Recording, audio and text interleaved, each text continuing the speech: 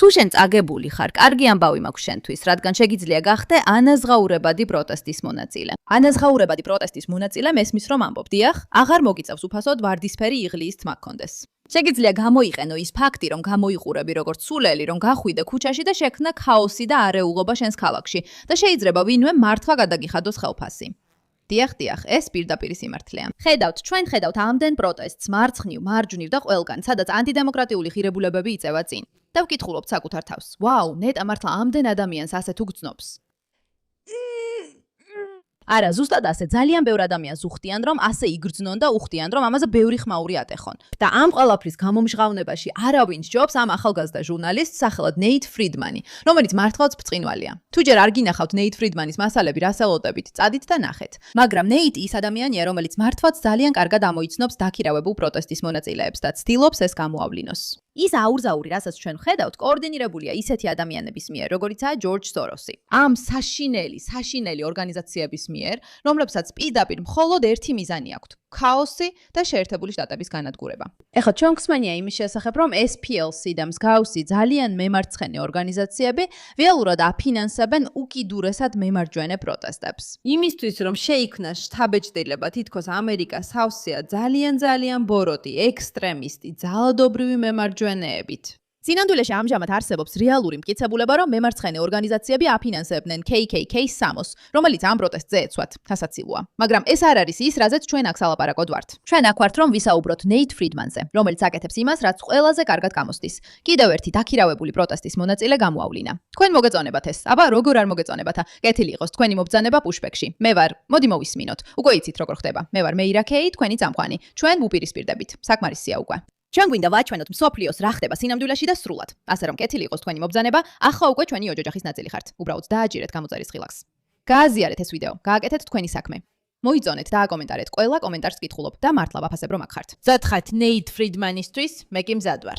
გსურთ რომ პალესტინელებს მიეცეთ ვიზები ამერიკაში ჩამოსასვლელად? შენ პროპაგანდისტი და არაპროფესიონალი ხარ და შენი ფაქტები არასწორია. ყველაფერი, რასაც შენ ვიდეოებში ამბობ, ეს ნახევრად არასწორია. კარგი, მითხარი რა არასწორია? მოიცადე. სანამ ამ კამათზე გადავიდეთ, შეგიძლია უბრალოდ ნახო. ნახე რა ამაკია ეს ბიჭი. თითქოს არ ვიცი როგორ უპასუხო ამ ადამიანს. მადლობა ღმერთს, რომ ეს ბიჭი შემოვიდა და აქვს თავდაჯერება, რომ რაღაც თქვას. მე სულელი ვარ. შეიძლება გადახდილი სულელი ვარ, მაგრამ მაინც სულელი ვარ. და ვიღაც მოდის რომ გადამარჩინოს. ხო, ის ცოტა სიდს გავს მყინვარული ხანიდან. მიხვდებით რაზე ვლაპარაკობ. როგორც არ უნდა იყოს, ნახოთ რა მოხდება შემდეგ. ცოტა ტვინის დაბინდვა გაქვს. ნახევრად არასწორია. კარგი, მითხარი რა არის არასწორი? მე დაუბრუნდები, რატომ გეგონა რომ ეს დიდი ნაბიჯი იყო? უბრალოდ შეწყვეტე კარგი საუბარი, რომელიც მინდინარეობდა. უბრალოდ მინდა გითხრა რომ ძალიან არაპატიოსანი ხარ. კარგი, დიდი მადლობა, გინდა გავაგრძელოთ ჩვენი საუბარი. შენ ცდილობ წარმოაჩინო, შენ იღებ ამ ვიდეოებს და ცდილობ წარმოაჩინო ეს ათასობით და 10,000-ობით მარჩი. თითქოს ყველა ისინი გადახდილი პროტესტანტები არიან, დიუკებიან, რაც არ უნდა იყოს. მაქვს შენთვის ერთი პატარა სიახლე. ხო, შეგიძლია მოისმინო ეს, მაქვს ერთი პატარა ინფორმაცია, რომელიც შეიძლება დაგაინტერესოს. მაქვს ეჭვი, მიუხედავად იმისა, რომ ეს ვიდეო ჯერ არ მინახავს, რომ ეს ბიჭი შეიძლება ნამდვილად იყოს დაქირავებული პროტესტის მონაწილე. როგორ ვიცი ეს? რატომ აქვს ასეთი ეჭვი? იმიტომ რომ ის ასე ცდილობს დაამტკიცოს, რომ აქ ყველა ეს ხალხია, აქ 1000 ადამიანია. ისინი დაქირავებული პროტესტის მონაწილეები არ არიან. მოდით ნახოთ რა მოხდება შემდეგ. არასდროს დაგიმტკიცებია რომ მე დამიმტკიცებია. კი, დამიმტკიცებია. და უბრალოდ მინდა რომ იცოდე. სოფლიო მიცის. სოფლიო ხედავს რას აკეთებს ისრაელი. ჩვენ აქ ვართ. არა მხოლოდ დღეს, არამედ 10,000-ობით ადამიანი, მილიონობით ადამიანი, რომლებიც მსოფლიოს გარშემო მარშირებენ, აქ არიან, რადგან ჩვენ ხედავთ რას აკეთებს ისრაელი, მაგრამ ჩვენ ხედავთ. ჩვენ ზუსტად ხო, გააგრძელე. იცი როგორ ვამბობდი, რომ თუ მართლა სულელი ხარ, უნდა გახდე ანაზღაურებადი პროტესტის მონაწილე. განსაკუთრებით თუ ძალიან ცუდად გამოგდის არალოგიკური არგუმენტები, ან ძალიან კარგად წერს პლაკატებს, რომლებსაც აზრი არ აქვს. როგორც ჩანს, ჩვენი აზრი დავამტკიცეთ. კიდევ ერთხელ ნახოთ, მართლა იტყვის თუ არა ნეიტი, რომ ეს ბიჭი ანაზღაურებას იღებს, მაგრამ მას ერთი წინადადების შეკვრა არ შეუძლია. მთელი. შეგიძლია ნახო. არა, მას პრობლემა არ აქვს. უბრალოდ მას არ აქვს სათმარისი ტვინის უჯრედები და უნარები, რომ ჩამოაყალიბოს თანმიმდევრული აზრი, რადგან არ იცის რას ფიქრობს. მას უბრალოდ მოსწონს. სრიული დიაგრამა ეს. ეს გამოიტანე. ეს გენოციდური ეთნოსახელმწიფოა. ეს კარგი არგუმენტი იყო, დაიმახსოვრეს. რომელი? გამოიყენე შენი ტვინის უჯრედებით ასამახსოვრებლად. ეთნოგენოციდური კოკალუდუ. ძალიან ჭკვიანად ჯრერი ხარ, ახალგაზრდა კაცო. კი, ნამდვილად ასეა. ძალიან ჭკვიანად ჯრერი ხარ. არა. ისე თითქოს ყველაფერს მკლავდები. დიახ, არა, ის რასაც თქვენ აკეთებთ საზიზღარია და ჩვენ გზიზღსეს. სოფლიო იღვიძებს ამაზე და სწორედ ამიტომ 10,000-ობით ადამიანი. რატომ არის ასე? მე აქ 10,000-ობით ადამიანს ვერ ხედავ. ბევრ ადამიანს ვერ ხედავ. ისინი დღეს აქ არ არიან, მაგრამ ხალხი რატომ არ არიან ისინი აქ? ხალხი იღვიძებს და ხედავს, რას აკეთებს ისრაელი. მე ასე არ ფიქრობ. მე მხოლოდ რამდენიმე ასეულ ადამიანს ხედავ. ან იქნებ 100 ადამიანს, ვინც იღვიძებს და ხედავს ისრაელს. ხო, კარგი, რას საქმიანობ? მე ვარ. ეს არც კი არის. შენ ახლა ჩემი საქმე გახადე. გაიცანი Kay Pritzker-ი. ის დაქირავებული მომიტინგეა, რომელსაც საფარი აქვს. ხედავ, როცა მას უყურებ, გონია რომ ჩვეულებრივი მომიტინგეა. ის ქალში ერწყმის და სკანდირებს, როგორც ყველა სხვა. როცა პირველად ამ პროტესტზე შევედი, ხედავ როგორ ერწყმის ხალხს, მაგრამ აქ რაღაც სხვა ხდება. როცა კულისებში ჩაიხედავ, სიმართლეს იგებ. აი ის სცენაზე ფოტოებს იღებს ანტიდასალურ მიტინგზე Times Square-ზე. შეიძლება უბრალოდ თქვა, როგორ მიყვარს ნეით ფრიდმენი. იმიტომ რომ ასეთი ჟურნალისტიკა გვჭირდება უფრო ხშირად. ჩვენ უკვე ძალიან შევეჩვიეთ ცუდ ჟურნალისტიკას. ამ ბიჭმა ნამდვილად იცის რას აკეთებს. ის რეალურად იძიებს და ამ ხელს ადამიანებს. და ეს უბრალოდ ძალიან სახალისოა. მიყვარს ასეთი მამხილებელი სიუჟეტების ყურება. ფოტოები სცენაზე ანტიდასალურ მიტინგზე Times Square-ში. ის ჟურნალისტია, მუშაობს Grey Zone News-ში, მაგრამ აი, ის კონგრესის მოსმენაზე პროტესტს გამოხატავს. შევერთით კოდპინგს და უპასუხეთ ზარებს. აი, ის ანტიფას დროშით მარშირებს. Kay-ს ყოველთვის ჰქონდა პროტესტისადმი ვნება. ეს არის ის კოლეჯის პერიოდში, როცა პირველ ადგილზეა ჩამოთვლილი იმ ადამიანებს შორის, ვინც დააკავეს რონალდ რეიგანის შენობაში სითინის მოწყობის შემდეგ. სითინის დროს Kay-ს ეჭირა პლაკატი, რომელზეც ციტირებული იყო ადოლფ აიხმანი, ჰოლოკოსტის არქიტექტორი და ადარებდა მას საზღვის ოფიცრებს, რადგან აიხმანი ამბობდა, რომ უბრალოდ ბრძანებებს ასრულებდა. Kay-ს წაუყენეს ბრალი უკანონო შეღწევისთვის. აი ისევ Kay, ვენესუელის საელჩოს გარეთ დაცვად გადაცმული. მისი მეგობარი ამბობს, რომ ის უკვე 1 კვირაა ყოველ დღე, მთელი დღე საელჩოს გარეთ დაცვად დგას. მანამდე სანამ ის Grey Zone-ში მუშაობდა, Kay პროდიუსერად მუშაობდა RT America-ში, რომელიც რუსეთის მთავრობის მიერ დაფინანსებული პროპაგანდისტული არხია. ნახე, რუსებს და იმ ადამიანებს, ვინც რუსებს უჭერს მხარს, ასევე სჭირდებათ, რომ შენზე პრო-პალესტინური ნარატივები მოახვიონ. კიდევ ერთხელ მათ უბრალოდ გათიშე და იბატონე სურთ, მეგობრებო. უბრალოდ გახლეჩა სურთ. როცა მივხვდით, რომ ეს შოუ ჩვენი სრულგანაკვეთიანი სამსახური გახდებოდა, გავაცნობიერეთ, რომ სპონსორები დაგვჭირდებოდა. მაგრამ მე მტკიცედ თქვი, რომ მხოლოდ იმ პროდუქტებს გაუკეთებდით რეკლამას, რაც ჩვენს გამომწერებს წაადგებათ. ჩვენ ვეძებდით ისეთ კომპანიებს, რომლებიც რეალურად გააუმჯობესებენ თქვენს ცხოვრებას და ჩაფქერი ერთ-ერთი პირველი არჩევანი იყო. თქვენ არ გჭირდებათ, რომ მეგითხრათ, რომ მედიკერი პრობლემურია და ძვირი ღირს და ეს ძალიან მაწუხებს, მაგრამ სწორედ ამიტომ არსებობს ჩაფთერი. და გთხოვთ, მითხარით, რომ უკვე დაიწყეთ მათი გამოყენება, რადგან ისინი გეხმარებიან, აირჩიოთ ის გეგმა, რომელიც რეალურად თქვენთვისაა შესაფერისი და არა ის, რომელიც მრჩევლებს აძლევს სარგებელს. მომხმარებლები საშუალოდ $1,100-ზე მეტ ზოგავენ, მათი ზარი უფასოა.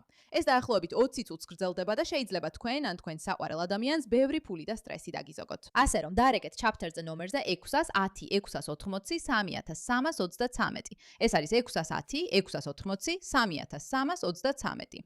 და მხარი დაუჭირეთ წინააღმდეგობას, სანამ იხართ. The Kay თანადირექტორობა გაუწია დოკუმენტურ ფილმს The Encampments, რომელიც კოლუმბიის უნივერსიტეტის საპროტესტო ბანაკებს ეხება. The Kay მხოლოდ ამ ბანაკებს არ აშუქებდა. ის მათთან ერთად 12 დღე ცხოვრობდა. და ასე საუბრობს ის ფილმზე. ეს იყო იმ უნივერსიტეტის სურათი, რომელიც საკუთარ სტუდენტებს აკავებდა, პოლიციას იძახებდა მათზე და პატიმრების მანქანებით მიყავდა ისინი. ის ისე აჩვენებს, თითქოს ეს სტუდენტები მხოლოდ პროტესტის გამო დააკავეს. ის მოხერხებულად ტოვებს იმას, რომ ასობით ნიღბიანი პროტესტის მონაწილე ძარცვავდა და იკავებდა საერთო საცხოვრებლებსა და ბიბლიოთეკებს. და რომ ისინი მოვიდნენ ხალხის ფორუმიდან, პროტესტის ინკუბატორიდან, რომელსაც ჩინეთის კომუნისტური პარტიის მარქსისტი მილიარდერი ნევილ როი სინგჰამი 20 მილიონი დოლარით აფინანსებს, რაც ახლა ძალიან კარგად იცი. მაგრამ ნახე ეს. თუ ფილმის პოსტერს დააგვერდები, დაინახავ, რომ მას სპონსორობს Breakthrough News. ისევე როგორც Kay, ისიც Breakthrough-ში მუშაობს. Breakthrough საკუთარ YouTube გვერდზე ამბობს, რომ ისინი მიუკერძოებლები არიან. მიუკერძოებლები. აი Kay-ს ციტატა, სადაც ამბობს, რომ ისინი მიკერძოებულები არიან. Breakthrough-ში ჩვენ ამას ვაღიარებთ და რეალურად გვინდა მოვყვეთ იმ ამბავს, რომელსაც მთავარი მედია არ აშუქებს, ანუ პალესტინურ მხარეს. ჩვენ ასე არ ვიქცევით. ჩვენ პირიქით ვამბობთ, რომ ყველა ამბავი ჩვენს პერსპექტივაზეა დაფუძნებული და აქვს მიკერძოება. გითხარით, ხო გითხარით. ნეით ფრიდმანი პირდაპირ ერთ-ერთი საუკეთესოა თავის საქმეში. ეს საოცარია. არაბული მხარე, ანტირასიზმის მხარე, კოლონიზმის წინააღმდეგი მხარე. 2020 წელს Breakthrough News-მა მიიღო $225,000 სამართლიანობისა და განათლების ფონდიდან.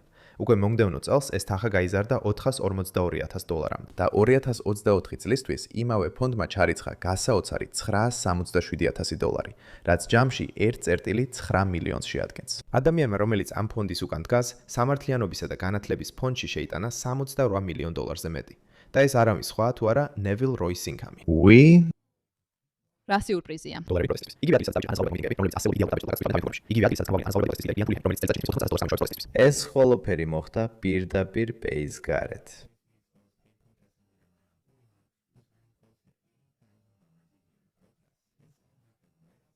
მე გითხარი თუ სულელი ხარ, უნდა წახვიდე პროტესტზე, რადგან ბევრ ფულს გამოიმუშავებ. და შეგიძლია იყო სულელი. ეს თითქოს იდეალური კომბინაციაა. People's Forum, დასავლეთ 37 ქუჩა, ნომერი 320. იცით კიდევ რა მდებარეობს დასავლეთ 37 ქუჩა, ნომერი 320-ში? გითხარი, ნეით, გითხარი. Singham მილიონებს დებს ჩინეთის კომუნისტური პარტიის ანტიამერიკულ პროპაგანდის განყოფილებაში, იმავე შენობაში, სადაც მისი დაქირავებული პროტესტის ოფისია. გულისხმობ ნახეთ, როგორი მარტივი, მაგრამ ეფექტურია ეს ყველაფერი. როცა Kay გარეთ არ აპროტესტებს, ის სტუდიაში ბრუნდება და ასეთ ვიდეოებს იღებს. თუ ოდესმე კიდევ მეტი მტკიცებულება გჭირდებოდათ, რომ აშშ-ს მთავრობას კაცობრიობა არ აინტერესებს, ჩინეთმა პირველად ისტორიაში მეორე ტიპის დიაბეტი განგურნა, ხოლო აშშ-ს მთავრობა ცდილობს მიიღოს კანონი, რომელიც ამერიკელ მეცნიერებს ჩინურ ფარმაცევტულ კომპანიებთან თანამშრომლობას აუგზავნოს. ისინი ამაში მართლაც ძალიან კარგები არიან, ძალიან კარგად გამოსდით ისეთი თემების პოვნა, რაც ხალხს აფიქრებინებს რაღაცას. შემდეგ კი პასუხის მიცემა ყოველგვარი რეალური კონტექსტის გარეშე, რაც ადამიანებს აიძულებს თქვან, ღმერთო, რა ცუდები არიან. მაგრამ საქმე ეგ არ არის. რა თქმა უნდა, რაც მან თქვა, სიმართლე არ არის, მაგრამ იცი, კიდევ ვინ არის ჩართული Singhamის სამართლიანობისა და განათლების ფონდში? დევიდ ჩუნგი და მანოლო დე სანტოსი. დევიდი, ჩვენ გამოვავლინეთ, რომ მას თითქმის $80,000 უხდიან წელიწადში, რომ პროტესტი გამართოს. 80,000 გიხდიან წელიწადში, რომ პროტესტი გამართო. ეს არასწორია. ეს არასწორია. მითხარი თუ არასწორია? კომენტარი არ მაქვს. და თანადირექტორი მანოლო დე სანტოსი, რომელიც აქვე K-Squared-ით დგას და People's Forum-ისგან $0 იღებს. მას უბრალოდ სხვაგან უხდიან და აი აქ არის. $90,000 წელიწადში სამართლიანობისა და განათლების ფონდიდან. სამართლიანობისა და განათლების ფონდი სინამდვილეში Singhamის კიდევ ერთი საშუალება, რომ დემონსტრანტებს გადაუხადოს და დასავლეთის შიგნიდან გაანადგუროს. თუ გსურთ იცოდეთ, რისთვის უხდიან ამ ნაცნობ სახეებს, ისინი წელიწადში ერთხელ იკრიბებიან რაშიდატ ლაიბის ოლქში კონფერენციაზე და ასეთ რაღაცებს აფქვევენ. ჩვენ ყველამ ვიცით, ვინ არიან ისინი. იქნება ეს ისრაელში, თელ-ავივში, ვაშინგტონში, გერმიდონში, გერმანიაში თუ ევროპაში. ჩვენ ყველამ ვიცით ისინი. ჩვენ ყველამ ვიცით ისინი. ისინი უნდა ჩაკეტონ, ისინი უნდა გაიყვანონ, ისინი უნდა გაანეიტრალონ.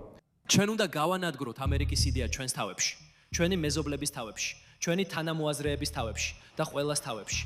მინდა უთხრა მათ ყველას. ყველა გენოციდის ხელშემწყობს. შეხედეთ ამ ოთახში მყოფებს. ჩვენ არსად მივდივართ. თუ მოძებნით იმ კონფერენციას, რომელსაც ეწოდება ხალხის კონფერენცია პალესტინისთვის 2025, თუ ამას ჩაწერთ YouTube-ში, პირველი რაც ამოდის არის ვიდეოები Breakthrough News-დან. სინამდვილეში მხოლოდ მათ გამოსვლების სრულად გადასცეს. ნახეთ რა ხდება აქ. Breakthrough News, ფაქტობრივად ჩინეთის კომუნისტური პარტიის სახელმწიფო მედიის განშტოება. და გამოიცანით, კიდევ ვინ აფინანსებს Breakthrough News. დაწუნებული ვარ გამოიცნობთ. Progress Unity Fund, რომელსაც აფინანსებს Tides Foundation, ხოლო მას კი Sorosი აფინანსებს. Sorosი და Singham აფინანსებენ ყალბ ჟურნალისტებს, რათა დასავლეთში განხეთქილება დათესონ. ეხლა, როგორ შეიქმნა Breakthrough News?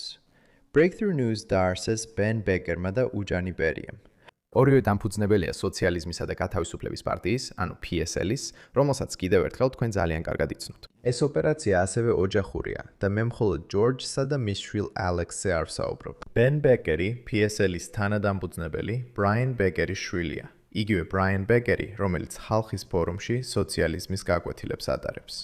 შეგვიძლია ერთი წუთით დავაფასოთ, როგორი ნამდვილი გენია ნეით ფრიდმანი, რომ შეძლო ეს ყველაფერი შეეგროვებინა, ერთად დაელაგებინა და ყველა ამ თემას მიყოლოდა. მაგრამ აი რა არის მთავარი? რასაც აქ ხედავთ და თქვენ უნდა ნახოთ დანარჩენი ვიდეო ნეითის YouTube-ზე, რადგან დაუჭიროთ მას მხარი და გამოიწეროთ, იმიტომ რომ კიდევ ერთხელ ის მართლაც ბრწყინვალეა. ის რასაც აქ ხედავთ არის დაივიწყეთ ის მომიტინგე, რომელსაც უხდიან და რაც არ უნდა იყოს, ეს ყველაფერი დაივიწყეთ. შეხედეთ რამდენი სხვადასხვა ორგანიზაცია, სხვადასხვა გზებით, რომლებიც ყველანი ცდილობენ ფული გადაამისამართონ ამერიკის დასანგრევად. ეს არ არის შეთქმულების თეორია, ეს არ არის რაღაც რაზეც შეგვიძლია ვიფიქროთ, რომ იქნება ასეა, არა. ეს სპეციალურად ასეა მოწყობილი. ის განადგურება, რასაც ხედავთ, შემთხვევითი არ არის. ეს ხდება იმიტომ, რომ მილიონობით თუ არა მილიარდობით დოლარი მიედინება სხვადასხვა გზით, მედიით, პროტესტებით, კონფერენციებით, ამ ქაოსისა და განადგურების შესაქმნელად. და საბოლოოდ, სწორედ ამას ვხედავთ. და ყველა ეს ცალკეული სუბიექტი, რომლებიც აქედან და აქედან იღებენ ფულს, ეს მთელი რთული ქსელი, ეს ყველაფერი არის ქსელი, რომელიც შექმნილია ამერიკის გასანადგურებლად ისეთი ადამიანების მიერ, ვისაც აქვთ გიჟური იდეოლოგიები, როგორიცაა სოროსი, სეთ სინგჰამი, როგორც მან თქვა, და ეს არის ის, რაც ჩვენ ყველამ უნდა დავიწყოთ ნელ-ნელა მიღება ამ ეტაპზე. ეს უბრალოდ ასე არ ხდება, ეს არ არის იმიტომ, რომ ადამიანები უბრალოდ ასე ძალიან წინააღმდეგები არიან. უბრალოდ მათ ყოველდღე манипуლირებენ. ეხლა კი თითოეულ ადამიანს აქვს ვალდებულება, რომ თავი დააღწიოს манипуლაციას. ეს შენი პასუხისგებლობაა, როგორც მოაზროვნე ზრდასრული ადამიანის. თუმცა ძალიან ბევრი ფულია ჩადებული იმისთვის, რომ ეს მოხდეს. და ეს მხოლოდ სოროსისგან მოდის. ჩვენ ჯერ არც კი გვისაუბრია მუსლიმთა საძმოზე, ყატარზე, უფრო რუსულ თემებზე, უფრო ჩინურ თემებზე, ამაზე საერთოდ არავის უსაუბრია. გმადლობთ ამ საკითხზე თქვენი ყურადღებისთვის.